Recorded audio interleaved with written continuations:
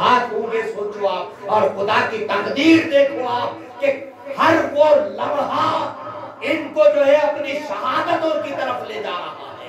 کوئی واقعہ ایسا نہیں ہے کہ کوئی راستہ ایسا مل جائے کہ کوئی جو ہے معاملہ ٹل سکے، لیکن منشاء قدرت جو تھا کہ ان 72 نفوس قدسیہ کو امام عالی مقام کے ساتھ اب جام شہادت نوش کرنا تھا، تو پھر ان کو صرف جام شہادت ہی نوش کرنا تھا، کوئی اور راستہ ان کے لیے نہیں تھا، کوئی اور راستہ ایسا نہیں تھا کہ یہ کوئی سمت سے کہیں اور پہنچ جاتے۔ اب شرابی کے گھر میں پناہ ہو گئی ہے، شرابی آیا، گھر میں داخل ہو رہا ہے، کھانا کھاتا ہے، بیٹھتا ہے، لیکن ماں کے اوپر نظر ہے کہ ماں کے احوال کچھ الگ نظر آ رہے ہیں، ماں کچھ پریشان سی نظر آ رہی ہے، بار بار اٹھتی ہے، ماں ایک کمرے میں جاتی ہے، واپس آتی ہے، ماں سے پوچھتا ہے کہ ماں بات کیا ہے؟ ماں حلیے بہانے کرتی ہے، مائی توا حلیے بہانے کرتی ہے، اور جو ہے اب جب کچھ سختی سے پوچھنے لگا کہ بتاؤ تو صحیح کہ معاملہ کیا ہے، ماں نے اس سے وعدہ لیا کہ اب تو یہ بات کسی کے سامنے نہیں کہے گا، ماں سے وعدہ کرتا ہے، تو کہا کہ خاندان رسالت کا وہ غریب الوطن شخص حضرت مسلم بن عقیل جس کو جو ہے تلاش کیا جا رہا ہے، وہ ہمارے گھر میں اس وقت پناہ گزیر ہے، وہ ہمارے گھر میں تشریف فرما ہے، تو انہی کی خدمت میں لگی ہوں، دیکھ رہی ہوں کہ ان کے دیدار سے میری آنکھیں مشرف ہو رہی ہیں، بار بار جا کر ان کے دیدار سے مشرف ہو رہی ہوں۔ یہ سننا تھا، سن کے بیٹا سو جاتا ہے، بالکل الگ صبح پھر روانہ ہو جاتا ہے، مائی سمجھتی ہے کہ یہ کام سے جا رہا ہے، لیکن کم بخت لعین فوری نکل کر جو ہے ابن زیاد کے پاس پہنچ گیا، پہنچ کر جو ہے وہاں پہ ابن زیاد کے پاس تمام احوال بیان کر دیا کہ آپ کا دشمن، یزید کا دشمن اس وقت میرے گھر میں پناہ پذیر ہے۔ ابن زیاد فوری اپنے لشکر سے جو ہے 30 سپہ سالاروں کو بلاتا ہے، اور جو ہے چنندہ فوج کے لیے جو تیر کر نشانہ لگا سکتے ہیں، جو بھالے سے حملہ کر سکتے ہیں، جو تلوار سے مقابلہ کر سکتے ہیں، بڑے بڑے سرماؤں کو جو ہے اپنی فوج میں سے جمع کیا، کس کے لیے؟ ایک فرد واحد، کیونکہ یہ ابن زیاد جانتا تھا کہ اب جن سے مقابلہ ہے وہ کوئی اور نہیں ہے بلکہ اسد اللہ الغالب کے خاندان کا فرد ہے، یعنی کہ یہ اللہ کے شیر کا لال ہے، اسد کا لال ہے، یہ حیدر کرار کا لال ہے۔ اب یہاں ان سے مقابلہ کرنا کسی کے بس کی بات نہیں ہے، کیونکہ یہ جو ہے حضرت علی مرتضیٰ کے بھائی کے بیٹے ہیں، حضرت مسلم بن عقیل خاندان حضرت علی سے تعلق رکھنے والے ہیں، امام علی مقام علیہ السلام کے چچا زاد بھائی ہیں۔ اب مقابلہ کرنا ہے تو مولا مشکل کشا کے خاندان سے مقابلہ کرنا ہے، تو یہ کسی کے بس کی بات نہیں تھی، تو تمام سپہ سالاروں کو جمع کیا گیا، بڑے بڑے سرماؤں کو جمع کیا گیا، جمع کر کر جو ہے مائی توا کے مکان کو چاروں سمت سے گھیر لیا گیا، اور 10 اشخاص کو حکم دیا گیا کہ گھر میں داخل ہو جاؤ، مسلم کو گرفتار کر کر لانا۔ 10 کے 10 اندر داخل ہوئے، لیکن وہاں شیر خدا کا لال تھا، تلوار کے ایسے جوہر دکھائے کہ 10 کے 10 باہر آ کر گر پڑے۔ جب ان 10 کو دیکھا تو کم وقت جو ہے چھت کے اوپر چڑھ کر جو ہے پتھر بازی کرنے لگے، چھت کے اوپر چڑھ کر جو ہے پتھر بازی کرنے لگے۔ حضرت مسلم یہ سمجھ گئے کہ اب یہ دغا باز ہے، یہ کمزور لوگ ہیں جو پتھروں سے حملہ کر رہے ہیں، تو ان سے مقابلے کے لیے حضرت مسلم خود باہر تشریف لے آتے ہیں۔ اب چاروں سمت سے حملہ ہوتا ہے، اور ہر حملے کا جواب یہ شیر خدا کا لال بڑی جرأت اور جواب مردی کے ساتھ دیتا ہے۔ جب ان کی شجاعت دیکھتے ہیں تو کسی کے کلیجے میں اتنی ہمت نہیں ہوتی کہ آگے بڑھ کے جو ہے اس شیر خدا کے لال سے مقابلہ کر سکے۔ حضرت مسلم کا ایک سمت ایک تلوار کا چلانا، وہاں پہ کئیوں کو ڈھیر ہوتے ہوئے دیکھتے ہیں تو کوئی سامنے بڑھنے کے لیے تیار نہیں ہوتا۔ تو اس وقت یہ پلان کیا گیا کہ آپ کو چاروں سمت سے جو ہے گھیرنے سے پہلے اب ہم اپنے ہتھیار نیچے ڈال کے آپ کو یہ چیز بتائیں گے کہ جو ہے ہم آپ سے مقابلے کے لیے نہیں، صرف گفتگو کے لیے آئے. دغابازی ان کے رگوں میں تھی، ان کے خون میں دغابازی تھی. انہوں نے تلواروں کو نیچے رکھ دیا. حضرت مسلم سے کہنے لگے کہ ہم صرف آپ سے مقابلہ کرنے کے لیے نہیں بلکہ آپ سے ملاقات کر کے آپ کو دارالامارت لے جانے آئے. ہم یہ چاہتے ہیں کہ معاملات صلح صفائی سے طے ہو جائے. یہ سننا تھا. حضرت مسلم کہتے ہیں کہ لوگوں سنو، جس وقت میرے ساتھ 40,000 کا لشکر تھا نا، اس وقت بھی میں نے حملہ نہیں کیا تھا. اگر چاہتا تو حملہ کر سکتا تھا، لیکن دامن مصطفیٰ کو، اعلان قرآن کو اس وقت بھی میں نے نہیں چھوڑا کہ میں نے کبھی اس وقت بھی کوئی نہتوں کے اوپر حملہ نہیں کیا. میں اس وقت بھی یہی چاہتا تھا کہ صلح صفائی ہو جائے. حضرت مسلم کا اپنی تلوار کو میان میں رکھنا تھا.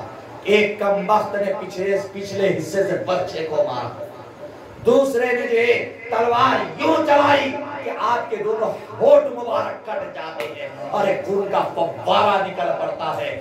باپ جو ہے پانی کے لیے بلک جاتے ہیں. مائی دعا اندر سے پیالے میں پانی لے کر دوڑتی ہے. حضرت مسلم کو پانی دیا جاتا ہے، پینا چاہتے ہیں لیکن خون پانی میں مل جاتا ہے. پانی کو بازو رکھ دیا گیا. مائی دوڑتی ہے، دوسرا پیالہ لاتی ہے، پانی پلانا چاہتی ہے لیکن پھر پیالہ خون آلود ہو جاتا ہے. پیالہ بازو رکھ دیا گیا، پھر دوڑتی ہے، پھر ایک پانی کا پیالہ لایا، پانی پلانا چاہتی ہے، پھر خون آلود ہو جاتا ہے. تو حضرت مسلم فرماتے ہیں کہ مائی تیری یہ خدمت میرے نانا کے بارگاہ میں، میرے رب کی بارگاہ میں مقبول ہو گئی. اب مسلم کو جو پانی ملے گا وہ جام کوثر ہی ملے گا. اب مسلم جو پیے گا تو وہ جام کوثر ہی ہوگا. یہ کہتے ہوئے حضرت مسلم بس ٹھہر جاتے ہیں. چاروں طرف سے آپ کو گھیر لیا جاتا ہے. اس کے بعد ڈھکلتے ہوئے جو ہے آپ کو آگے بڑھایا گیا. ابن زیاد کے پاس جو ہے آپ کو لے جایا گیا. آپ کے پاس جو ہے ابن زیاد کے پاس پہنچنے کے بعد آپ چاہتے تھے کہ لوگوں میری کچھ نصیحتیں ہیں سنو. ابن زیاد نے کہا کہ کیا نصیحتیں ہیں؟ میں یہاں بھی بتا رہا ہوں کہ شریعت کی پاسداری، شریعت کا حکم، شریعت کے اوپر عمل پیرائی.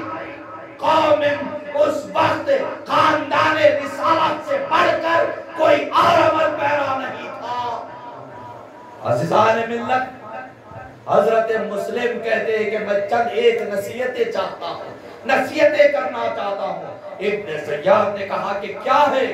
فرمایا کہ اس وقت میں کوفہ میں 700 دینار کا مقروض ہوں. میرا گھوڑا حاجی کے مکان پر ہے. میرے ہتھیار اور میرا گھوڑا بیچنا، میرا قرضہ ادا کر دینا. اللہ کے پیارے رسول صلی اللہ تعالیٰ علیہ وسلم کا ارشاد مقدس ہے کوئی شخص اگر مقروض مر جائے، قرضدار اگر مر جائے، بھلے ہی وہ شہادت کی موت اگر مرے، اللہ کی راہ میں جہاد کرتے ہوئے اگر اس شخص کا سر تن سے جدا ہو جائے، اس کے خون سے ساری زمین اگر تر ہو جائے، تب بھی اس شخص کی مغفرت نہیں ہوگی جو قرضدار ہوگا. کوئی کسی کا قرض لے کر اگر کسی کو ڈبا دینا تو پھر ان کو غور طلب عمل یہ ہے، غور طلب بات یہ ہے کہ اللہ کے رسول فرماتے ہیں کہ اگر کوئی راہ خدا میں جام شہادت نوش کر لے تب بھی اس شخص کی مغفرت نہیں ہوگی جو شخص مقروض مرتا ہے. تو لا محالہ اس شخص کے کوئی لوگ بھی ذمہ دار، کوئی اس شخص کا اگر قرضہ ادا کر دے تو پھر اس کی مغفرت ہے. تو حضرت مسلم نے کہا کہ میرے گھوڑے کو، میرے ہتھیاروں کو بیچ دینا اور جو ہے 700 دینار جو اس وقت یہاں مقروض ہوں اس کو ادا کر دینا.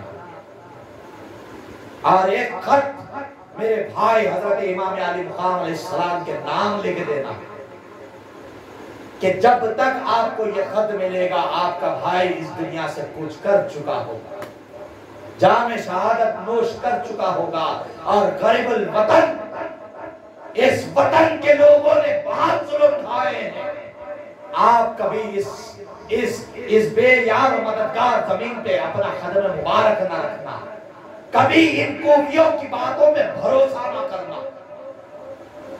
ایک خط لکھ کر میرے بھائی کو بھیج دینا، اور میرے شہزادگان کو دے حفاظت تمام مدینہ الرسول پہنچا دے۔ ابن زیاد نے سن کر کہا کہ ہماری مرضی، ہم جو چاہیں گے وہ کریں، ہم تمہاری کسی بات کے پابند نہیں ہیں، ہم پہ تمہاری کوئی بات پابند عمل نہیں ہے، ہم جو چاہیں گے وہ کریں گے۔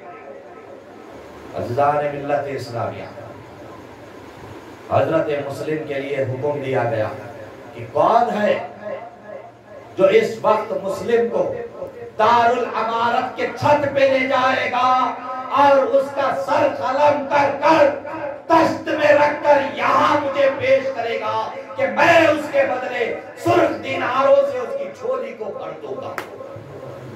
ایک لعین اٹھتا ہے، اجازت چاہتا ہے کہ میں حضرت مسلم کو چھت پر لے جاؤں۔ حضرت مسلم کو چھت پہ لے جایا گیا، اور اس کے بعد وہ کمبخت آپ کو دارالامارت کے چھت سے نیچے پھینکتا ہے۔ آپ کا جسم مبارک آ کر زمین پہ گرتا ہے، جسم کی ہڈیاں ٹوٹ جاتی ہے۔ اس کے بعد وہ ملون نیچے آتا ہے، آفتاب نہیں دیکھتا بلکہ حضرت مسلم کے سر کو تن سے جدا کر دیتا ہے۔ اِنَّ لِلَّهِ وَإِنَّ إِلَيْهِ رَاجِعُونَ کہ آپ کے سر مقدس کو دشت میں رکھ کر خون آلودہ آپ کے چہرے مقدس سے خون ٹپک رہا ہے، لیکن کائنات یہ منظر دیکھ رہی ہے کہ خون تو ٹپک رہا ہے لیکن چہرے سے ایک روشنی اٹھ رہی ہے، چہرے سے ایک روشنی اٹھ رہی ہے۔ آپ کے چہرے مقدس، آپ کے سر مقدس کو تشت میں رکھ کر ابن زیاد کے پاس پیش کیا گیا۔ عزیزان ملت اسلامیہ، اب یہاں بھی کلیجے کو ٹھنڈک نہیں پڑی۔ جب حضرت مسلم کی شہادت ہو گئی تو اس کے بعد کمبخت نے کہا کہ ہانی کو لاؤ۔ حضرت ہانی کو بھی شہید کر دیا گیا۔ اس کے بعد بھی کلیجے میں ٹھنڈک نہیں پڑتی۔ اسی لیے میں بارہا پہلی تاریخ سے یہ حدیث کریمہ سنا رہا ہوں کہ اللہ اس کے رسول کو وہ شخص ناپسندیدہ ہے جس کے دل میں سختی ہوتی ہے، جس کا دل سخت ہوتا ہے، جو لوگوں کے لیے اپنے دل میں نرم جگہ نہیں رکھتا، جس کی زبان سے لوگ محفوظ نہیں ہوتے، وہ اللہ اس کے رسول کے لیے سخت ناپسندیدہ ہے۔ عزیزان ملت اسلامیہ، اب کیا تھا؟ ابن زیاد متوجہ ہو کے لوگوں میں اعلان فرماتا ہے، کون ہے میرے لیے ان دو ننھے شہزادگان کو تلاش کرے گا جن کو محمد بن مسلم اور ابراہیم بن مسلم سلام اللہ علیہ کہا گیا۔ یہ اعلان قاضی شہر کے پاس پہنچتا ہے تو کلیجہ منہ کو آ جاتا ہے، لیکن اس بدبخت ابن زیاد کے سامنے آواز کرنے کی ہمت کسی اور میں نہ تھی، کسی کی مجال نہیں تھی کہ اس وقت ابن زیاد کا مقابلہ کر سکے۔ حالانکہ لشکر صرف 30 کا تھا، ابن زیاد کے ساتھ صرف 30 لوگ تھے، لیکن پورے کوفہ کے اوپر حاوی ہو چکے تھے کیونکہ ایمان کمزور ہو گئے تھے لوگوں کے۔ اہل بیت سے دغابازی ان کے خونوں کے اندر تھی۔ یہ مال کی محبت، عورت کی محبت، منصب کی محبت، خواہشات نفسانی ان کے اندر گھر کر چکی تھی، ان کے دلوں میں گھر کر چکی تھی، تو اب ایمان کی کمزوری تو لازم تھی، ایمان کی کمزوری تو لازم تھی۔ ایمان کمزور ہو چکا تھا، خوف یزید ان کے دلوں میں گھر کر چکا تھا۔ عزیزان ملت اسلامیہ، اب معاملہ کیا ہوتا ہے؟ اب قاضی شہر پریشان، قاضی شہر کی کیفیت غیر ہونے لگی۔ اب دونوں شہزادگان کے آستین کے اندر 50 سرخ دیناروں کو باندھ دیا گیا، یعنی کہ سونے کی اشرفیوں کو باندھا گیا۔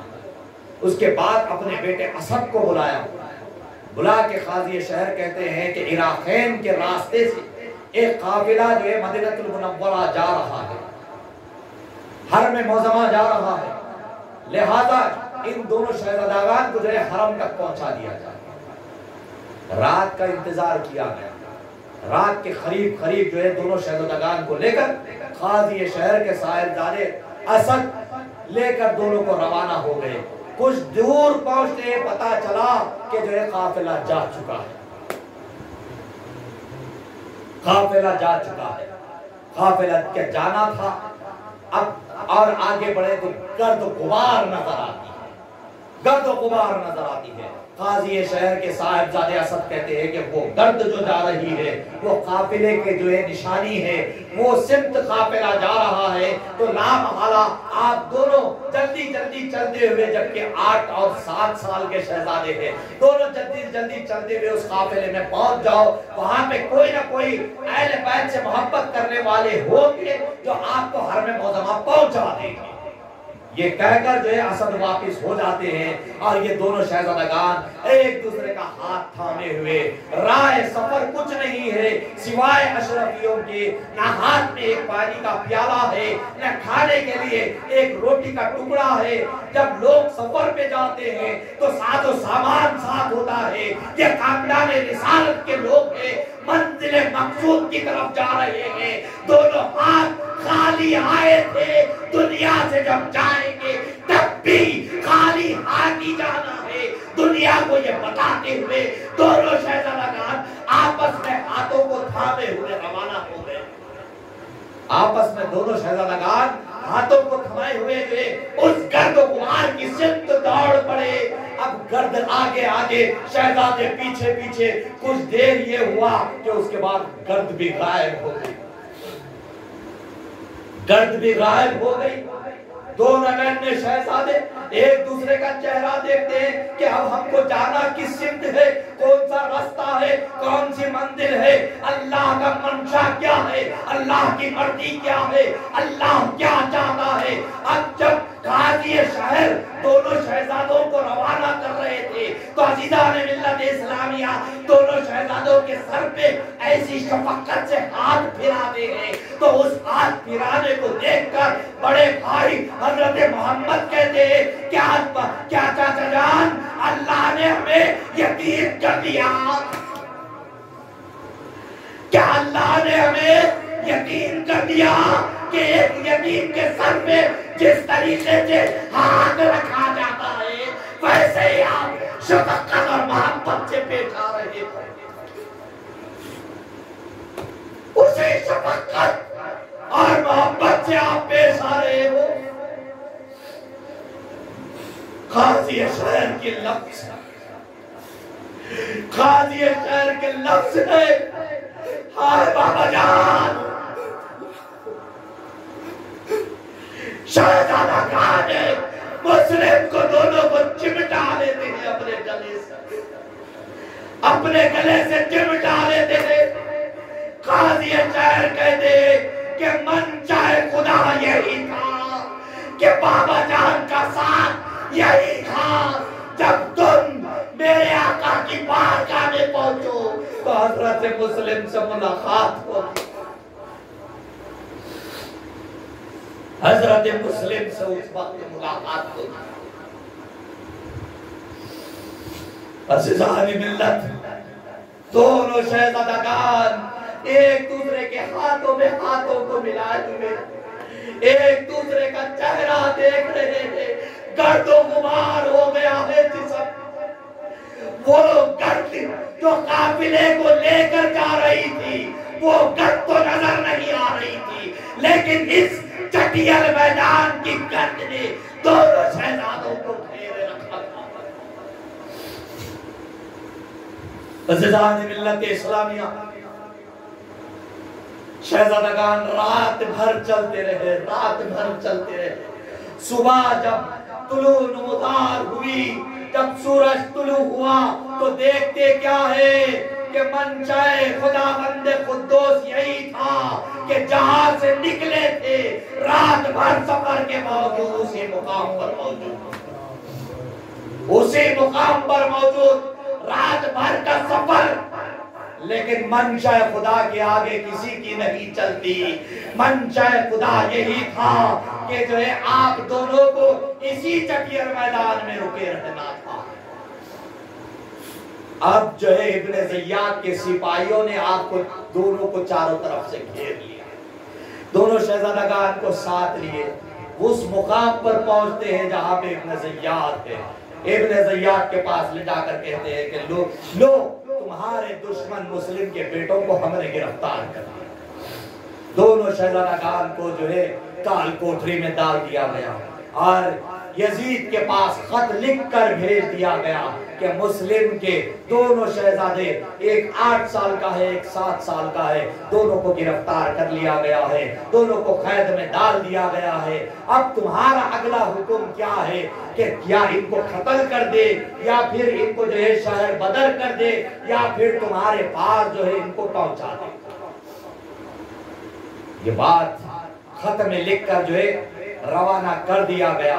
اب ادھر منادی کرا دی گئی، ادھر منادی کرا دی گئی کہ لوگوں یزید کے خلاف بغاوت کی کوئی جرات نہ کرنا، اگر کسی میں کوئی جرات ہوئی تو تمہارا انجام بھی وہی ہوگا جو ہانی کا ہوا، جو حضرت مسلم کا ہوا، اور تمہیں بھی ویسے ہی گرفتار کر کر کال کوٹری میں ڈالا جائے گا جیسے ابراہیم و محمد کو ڈالا گیا۔